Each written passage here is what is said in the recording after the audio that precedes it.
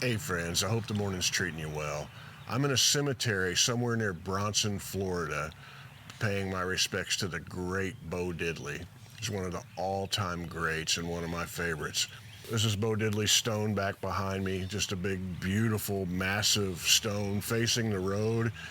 It's a huge stone. I'm 6'1", and it's a good 6 or 8 inches taller than me. Just a beautiful, beautiful big stone that's facing the highway so that the cars can see as they go by. It's almost like a roadside attraction. It's early in the morning. I haven't had much coffee. I got up early so I could watch the sunrise here at Bo Diddley's grave. Drove about an hour out of the way, and so it's so worth it. But it says the mighty Bo Diddley, pioneer, icon, pharaoh, originator, and legend, landmark, inventor, Hall of Famer, historian, incomparable man. I believe all those things are accurate. It says Elias B. McDaniel, a man with a heart for people. He is a landmark etched in world history, inventor of the Bo Diddley beat, originator in rock and roll, pioneer in the music industry, an icon whose music influenced the world, a man amongst men. His legend continues. The great Bo Diddley. So Bo Diddley's buried under these live oaks. Beautiful location. I mean, seriously, beautiful. And I love live oaks. There's just few things that are as beautiful as a live oak in this world. And it's a fitting location for Bo Diddley. When I was a younger person, I remember hearing some Bo Diddley songs, and I dug it, and I wanted to go deeper and learn more. And I bought that chess box set, the Bo Diddley chess box, and it was absolutely beautiful. And I listened to that so much. There's so much great stuff, so much variation, which you don't always get with blues. And but Bo Diddley was definitely an innovator and was doing so much cool stuff, embracing tremolo and big reverb, things like that, just pushing the bounds of what guitar can be, for a person in a blues setting. And I absolutely love Bo Diddley's music. Did you ever get to see Bo Diddley live? I got to see him once at the Vogue in Indianapolis, and I remember going in. He did that deal like Chuck Berry where he would just tour by himself and play with a band that the venue provided, just local cats. I actually have a buddy who backed him up on one of those gigs, Gordon Bonham.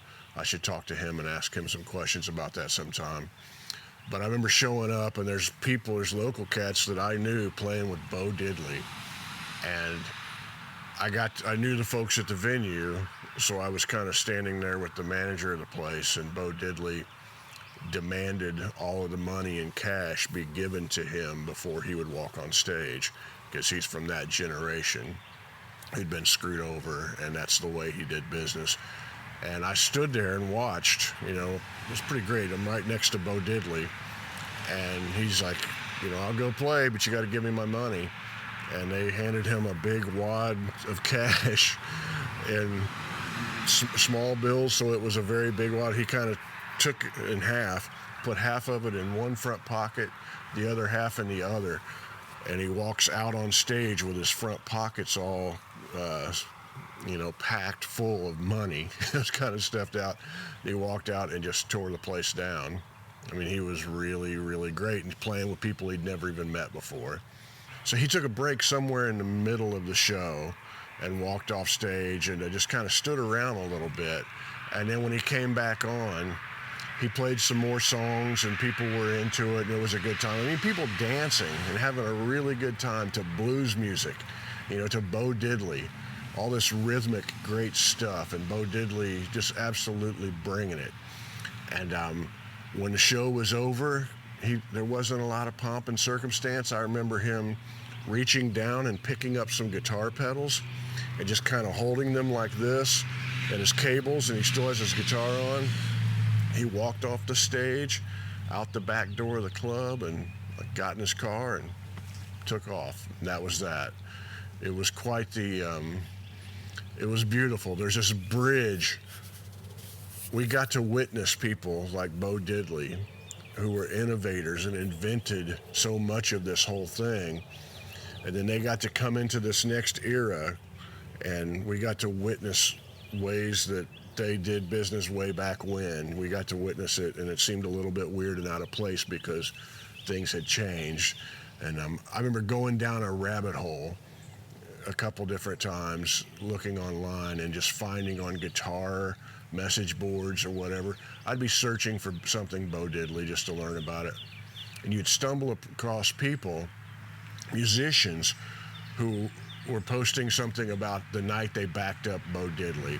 Like he came to their town and this guitar player got to, or bass player or drummer, got to be Bo Diddley's backing band for one night. And there's stories out there kind of scattered around, and I would copy and paste them into a folder to keep them and, learn from it. And they would, one common thing that would be said amongst them is that Bo Diddley would tell the drummers, he's like, you don't play the Bo Diddley beat. I play the Bo Diddley beat. You tell the drummers, because the drummers, when you hear people playing that stuff, the drummers are all accenting it, playing the beat, but when you listen to the records, Bo's doing it, and the drummers are a lot straighter. It's a hell of a learning experience, and these people who played with him would all repeat that. Now, he said, I play the Bo Diddley beat. You don't play the Bo Diddley beat. That was interesting. And the other thing that was interesting to me is there's all of these accounts of Bo Diddley going backstage before the show, whatever the backstage area was, and cooking himself food. Like he had some kind of a burner there and a skillet or something, and he would fry chicken. And there's stories over and over of Bo Diddley frying chicken backstage. And it's this glimpse into a different era. I've never, ever seen anybody cook backstage that I can remember, like an artist. But Bo Diddley did, and I think that's beautiful. There's stories of him when he got to tour opening for The Clash, which The Clash loved Bo Diddley and brought him out on a tour. And they talked about how, why are you cooking, Bo? You're cooking backstage. I just think that's great. And his audiences, or their audiences, loved Bo Diddley. They were like, this is great. This is something real. This is something three-dimensional, and you can put your teeth into, and they'd love it. And I don't think he was a big fan of The Clash, but he was probably happy to go along and get to be on that tour. I'd like to ask you, were you one of those people that ever got to back up Bo Diddley when he came touring through your town? You get to play with him. Tell me about it in the comments down below. I'd love to hear that. Maybe you just saw him. Maybe you saw him somewhere. Tell me about that. The time you got to see him live. And what's your favorite cuts? I should have to say, man, how many people invent a beat? How many beats are there out there? Bo Diddley, he took it from here and he took it from there, and put it through himself, which filtered it out and became something else. There are people who will say, no, the Bo Diddley beat is just this or just that. It's not. He brought this thing into pop music, and then all of these people afterwards would use this beat in their own ways or whatever. Maybe that's a good question. What's your favorite song with the Bo Diddley beat? What's the, when I think of, I'll try to think of a few. Maybe I'll leave some in the comments down below. Tell me what your favorite song is with the Bo Diddley beat. What's your favorite Bo Diddley song? Pills, I love Pills. The Ride on Josephine, when he does the little talking blues part in the middle. Josephine car began to run hot. Try to trade it into the use. I love that. And he's singing beautifully. Those are like really nice, soulful, catchy choruses with the ride on, Josephine, ride on. That's beautiful. And it's a thing that just isn't always in blues, but it's definitely there. And I like the guitar instrumentals. There's like the Diddley Diddley Daddy.